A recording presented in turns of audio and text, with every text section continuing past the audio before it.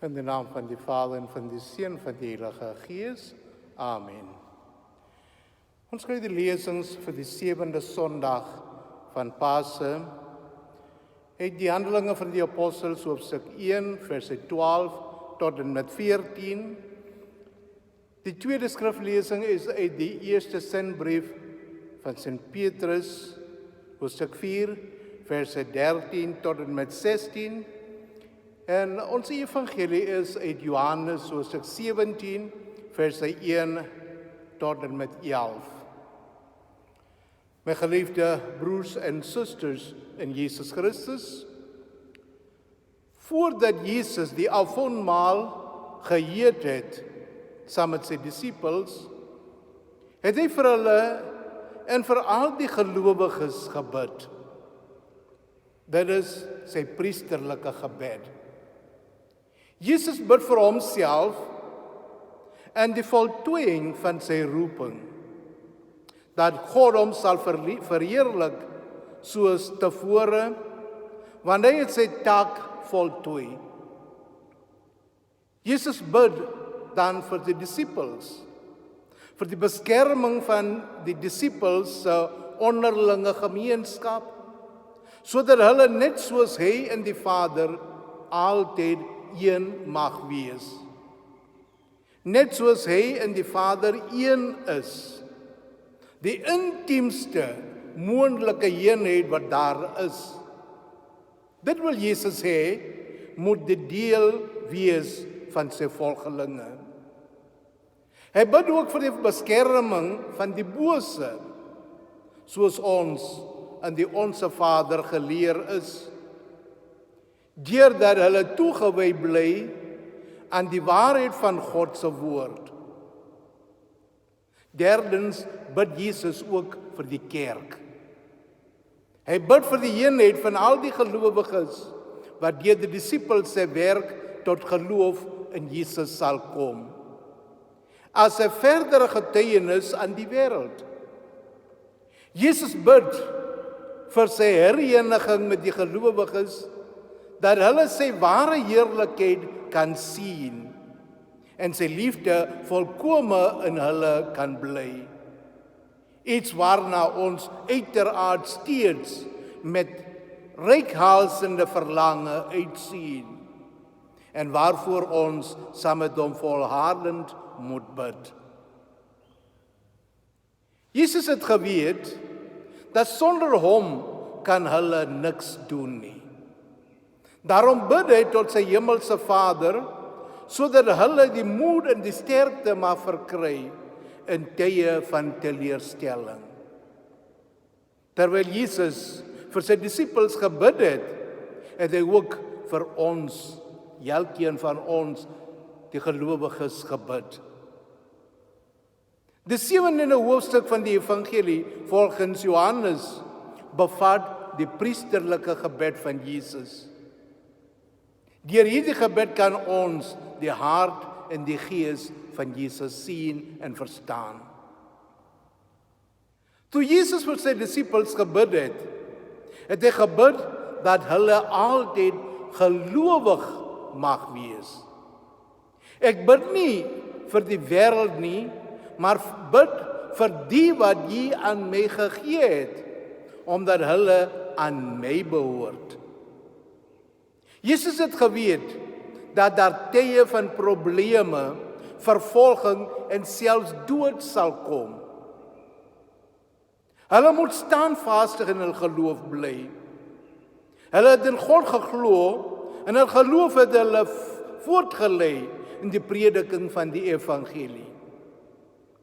Alhoewel meeste van die apostels ongeletterd en gewone mense was, kon hulle groot werke verrig deur hul geloof en toewyding aan God. Die wat Jesus volg en volgens sy boodskap lewe, word waardig gereken vir die ewige lewe. Nou wat beteken die ewige lewe? Jesus sê, dit is die ewige lewe, dat hulle jy ken, die enigste ware God en Jesus Christus wat deur U gestuur is. Broers en susters, ewige lewe beteken om God te ken en om Jesus as ons verlosser te erken. Dit is nie 'n eenvoudige en gewone kennis nie. Hoe kan ons God ken? Ons kan hom nie sien nie, want hy het nie 'n natuurlike liggaam soos ons nie.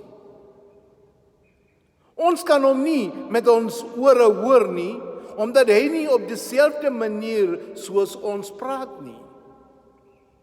Die kennis wat ons van God moet kry, moet ons alleenlik deur ons persoonlike ervarings kry. Nou, hoe kan ons God ervaar? Broers en susters, ons ervaar hom elke dag. Hy is in ons lewens teenwoordig. Hy is ons Vader. Hy verskaf alles wat baie nodig is. Jesus sê vir ons, julle moet julle nie bekommer en vra, wat moet ons eet, of wat moet ons drink, of wat moet ons aantrek nie. Julle hemelse Vader weet tog, dat hulle dit alles nodig het. Nee, beywer julle allereers vir die koninkryk van God, en vir die wil van God, dan sal hy julle ook al hierdie dinge gee. Broers en susters, daar gebeur baie wonders in ons lewens en rondom ons. As ons oë kan oopmaak, sal ons baie wonders sien. As ons ore oopmaak, sal ons die stem van die Here hoor. Hy bly by ons. Hy is Immanuel. 'n God wat besluit het om by ons te kom bly. En hierdie God bly nie ver van ons nie. Hy bly in ons midde. Ewige lewe beteken die lewe wat blydskap, vrede, vreugde, regverdigheid en liefdadigheid bevat. Dit is die koninkryk van God. Dit verwys na die nuwe hemel en nuwe aarde. En dit is hoekom Jesus ons almal roep tot eenheid. Hy het vir eenheid gebid. Hy begeer dat ons soos lede van een familie, lede van sy liggaam sal lewe. Ons behoort aan mekaar. En ons behoort tot die familie van God.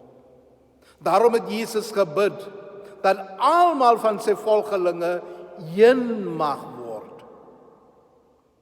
Hier heilige Paulus skryf aan die Efesiërs: wees altyd beskeie, vriendelik en geduldig en verdra mekaar in liefde. Lei julle daarop toe om die eenheid wat die Gees tussen julle gesmee het te handhaaf, deur in vrede met mekaar te lewe. Daar is net een liggaam, net een Gees, soos daar net een hoop is waartoe God julle geroep het. Daar is net een Here, een geloof, een doop, een God en Vader van almal. Hy wat oor almal is, deur almal werk en in almal woon. Broers en susters, ons moet hard werk om die eenheid van die kerk en die eenheid van die familie van God te bevorder en te ondersteun. Deur die opstanding van Jesus het ons 'n nuwe familie, 'n heilige nasie en die eie volk van God geword. Laat ons vandag tot God bid dat hy ons verenig, sodat ons altyd volgens sy wil mag lewe.